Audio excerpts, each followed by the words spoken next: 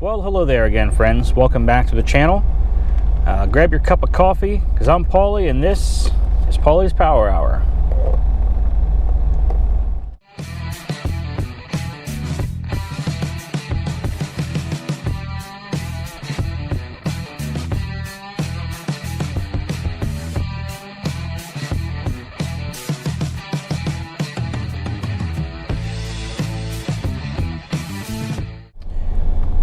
So since we're still in the middle of this coronavirus pandemic, I did go to my local coffee shop, supported them, got me a cup of coffee in the big time.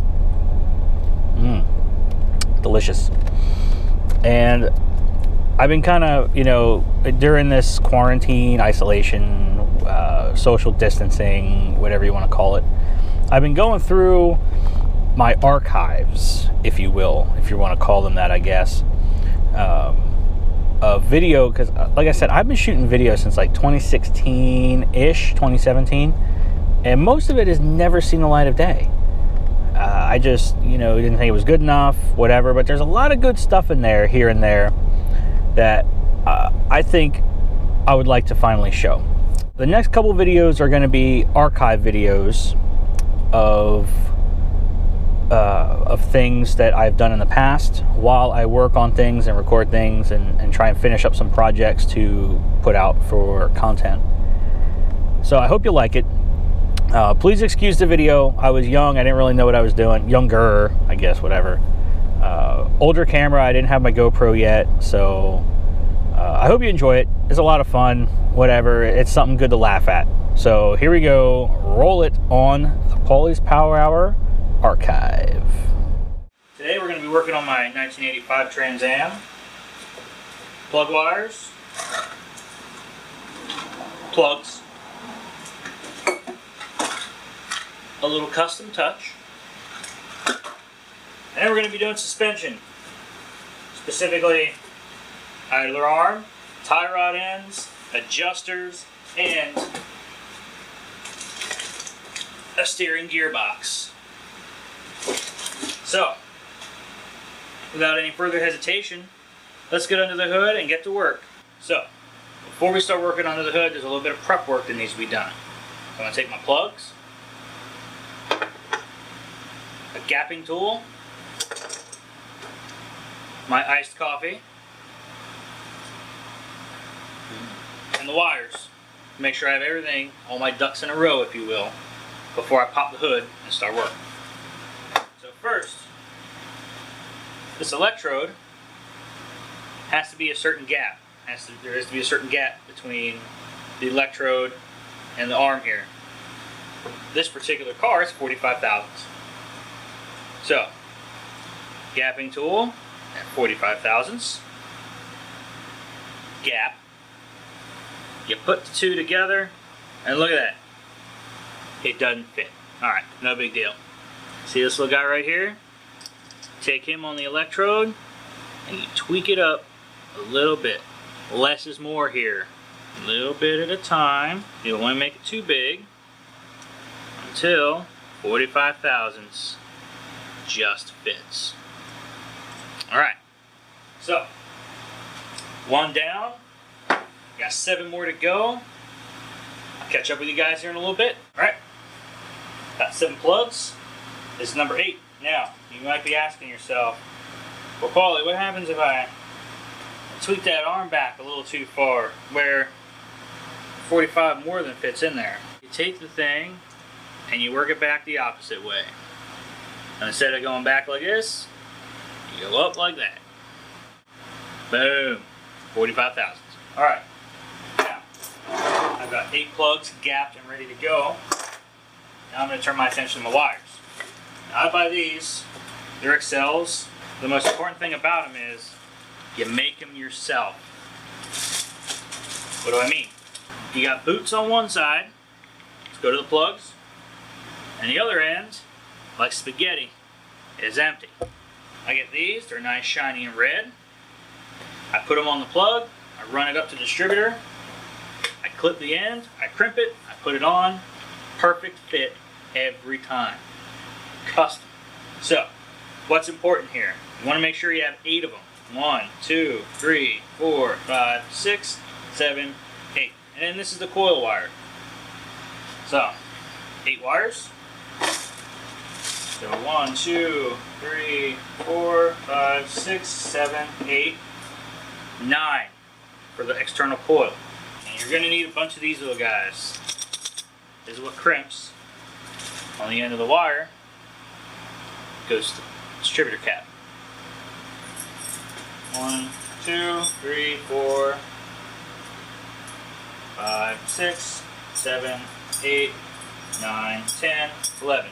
Always good to have spares. Nobody's perfect. We all mess up sometimes. Put these in my magnetic dish.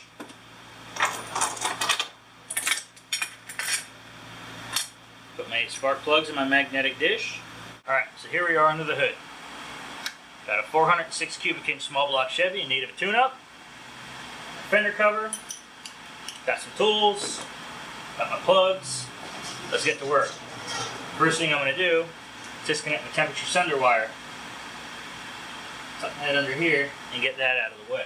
So you got your wire. It goes to your plug.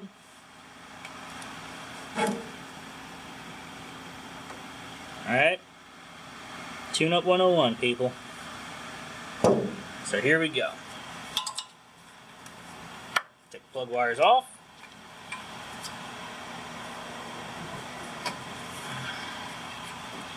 Get them out of the way. I got access to my plugs. So I'm going to use my weapon of choice. It's going to be a 5/8 wrench.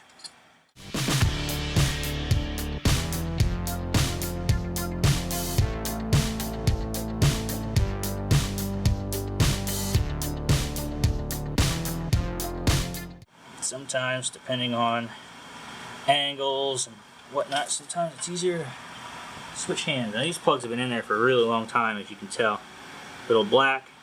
Got a little bit of tuning to do. No big deal. Alright, so there's numbers 1 and 3 cylinders without the plugs. So, as for the wires. So, see my custom little wire loom here. So what I'm going to do is undo this Allen head here.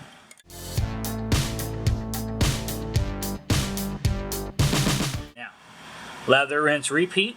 I'm going to pull the rest of these plugs and get these wires out of the way. And we're going to get to the part where we put new plugs in it and start setting up some wires.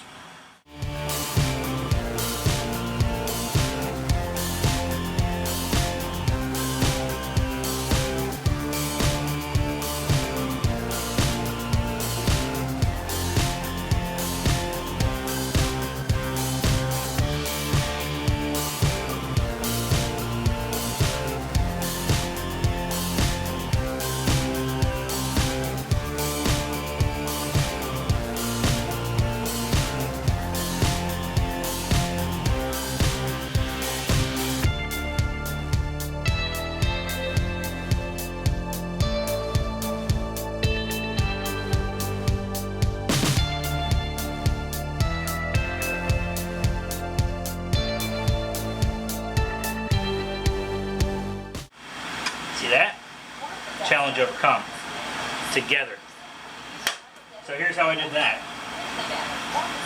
Spark plug sockets usually have hex on the end. That'll match up with a 3/4 inch wrench. Beautiful. Now, check this out. Socket caps. They go into the end of your socket. Put a hex wrench on here. Same concept, but spark plug socket has it built in. You get your plugs out. Got your new plug. Nice and shiny, right? A little dab of ANICs on the threads. Never hurt anybody. And without dropping it, you thread it back into the head. Like so.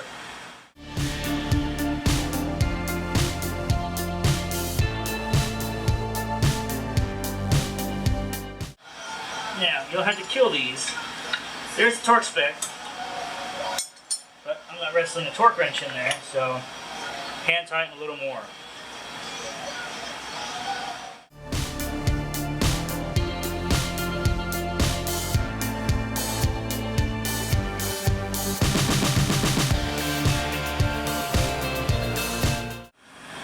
This angled guy here. Ooh, perfect fit. So, take it a little bit more. There you go. Now, one more plug. There's number 1 over here. Look at that. Like a glove. Alright, now, what's next? We're going to keep this thing out of the way for now. Temperature sender for the gauge. Alright, this side, like the other side, okay? Now, I'm just going to let this roll. I'm going to disassemble it the same way I disassembled that side. I'm going to put the plugs in the same way I put the plugs in on that side. Only, I'm going to try a cool time-lapse effect for YouTube.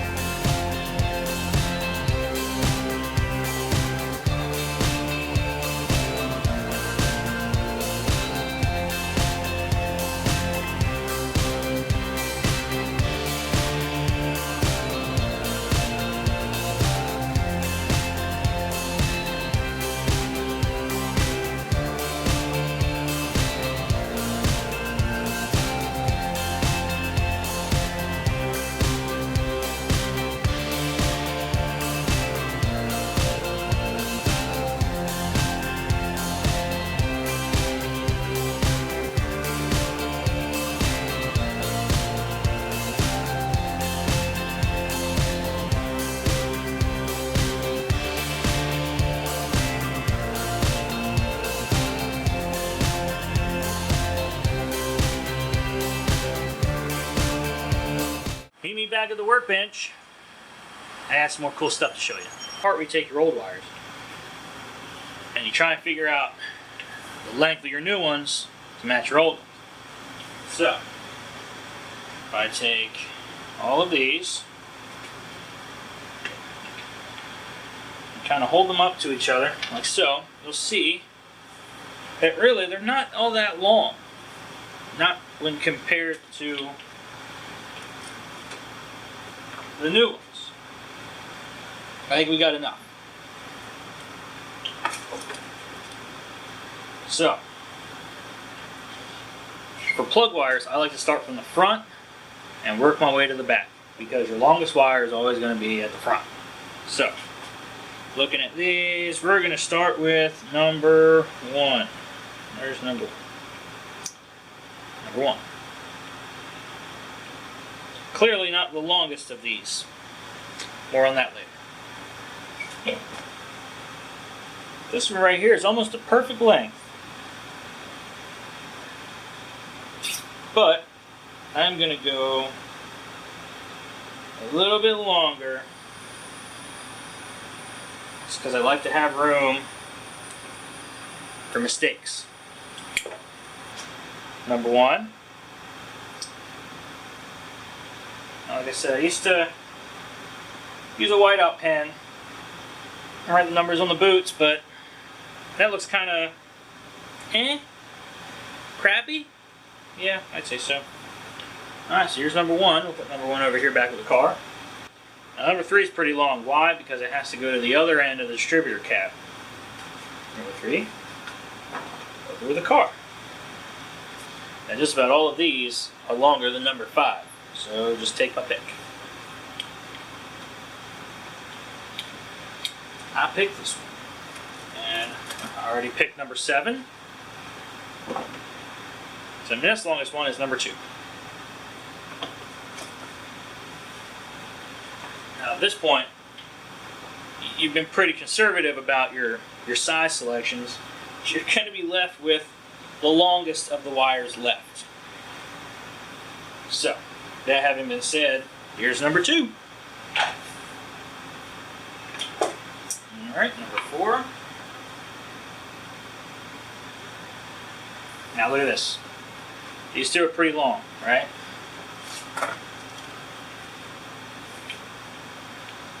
Way longer than what I need. So since number 8's the longest, take the next longest one. Make that one number 8. And the last one, number 6. You might notice that my hands are clean. I washed my hands. I also ate lunch, but you didn't need to see that. So yeah, here you go. These wires are nice and clean. I'd like to keep them nice and clean. So here's the coil wire. Now, I'm going to do this off the car to show you the mechanics of how you make your own plug wire. Coil wire time. Take this and make it the same length as what came off the car. Coil's in the middle of the distributor, so no big deal. Take it, cut it, set the other side, take this,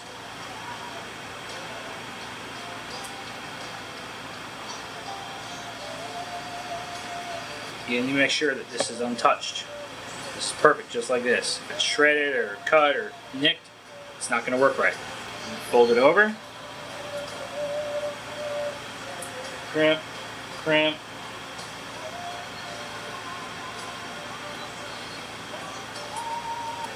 get it crimped.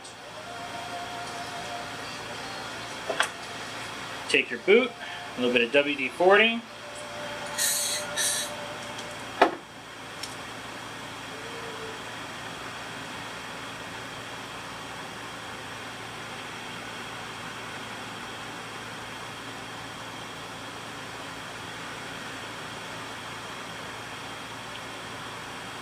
And as long as you can see it in there, which you can, now we have a brand new coil wire. Now, back to under the hood. As you can see, I've already started to loom the wires. I've got them all set in the looms, both sides. I've even got number 1 and number 3 terminated and put on already. So I'm going to continue to do the rest of the wires, move them. Now, the rule of thumb here is this distributor turns when you want to adjust the timing, okay? So you want to leave yourself a little slack. A couple years ago, a buddy of mine made some beautifully loomed wires. They went right to the distributor. It looked awesome. And then he went to adjust the timing, and he couldn't because the wires gave him no slack. So, I mean, as you can see, 1, 8, 4, and then 3 is over here. Well, 3 is also on this side of the motor. So it sometimes takes a little bit of doing to get it to be where it looks nice and it's loomed properly. We'll jump over to the other side of the car. Now, eagle-eyed viewers will notice that this is number 6 and it's on the outside of this. Well, sometimes when you're doing a custom install, you just have to make do with what you got and customize things and make it look nice. When you come back out and you look at it, it's going to look perfectly fine. And here's that coil wire that we just made. So one end goes here to the remote coil, and then the other end, when we're all done with all this rigmarole of plug wires, will go right to the center. And as you can see, we have more than enough room. So I'll put you guys back on the tripod here, and I'm going to terminate the rest of these wires.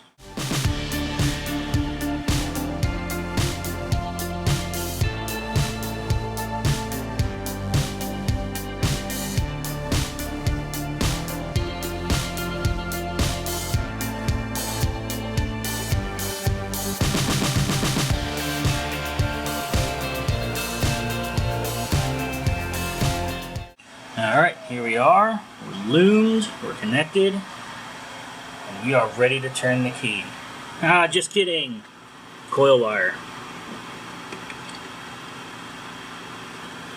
There we go. Alright. Now we are ready to turn the key. Disclaimer. So, anytime you do this, you also always want to make sure that they're not touching the headers, they're not touching anything they shouldn't be touching. Try and keep them as separated as possible where you can. Sometimes you can't, like when it gets to be Medusa's head behind the intake plenum there. So, that having been said, and all the tools are clear, I do believe we are ready to turn the key. Let's see what happens.